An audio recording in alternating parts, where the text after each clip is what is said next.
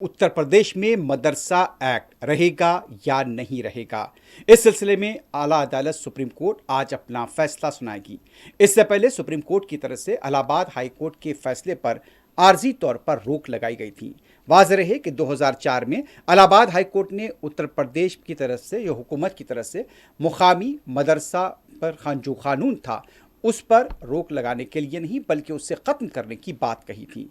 और जिस तरह से यहाँ पर अदालत में दरख्वास्तें दाखिल की गई थी और उसके साथ ही इलाहाबाद हाई कोर्ट ने ये कहा था कि यहाँ पर जो मदरसा एक्ट बनाया गया है वो सेकुलरिज्म के खिलाफ है। और इसी बात को लेकर इलाहाबाद हाई कोर्ट के फैसले के खिलाफ बाज़ तंजीमें सुप्रीम कोर्ट से रुजू हुई थी। सुप्रीम कोर्ट ने इस सिलसिले में अबूरी तौर पर हुक्म इल्तिवा जारी किया था इलाहाबाद हाई कोर्ट के हुक्म पर।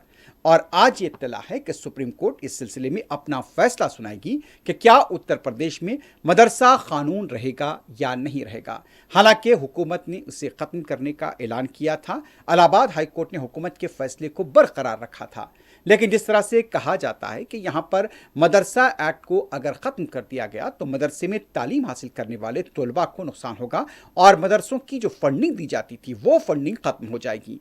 अब देखना है कि सुप्रीम कोर्ट की तरफ से आर्जी तौर पर रोक लगाई गई थी और आज सुप्रीम कोर्ट इस बारे में क्या फैसला करेगा इस पर हमारी नज़र रहेगी और ज़रूर हम अपने नाज़रीन को इस बारे में आगाह करेंगे।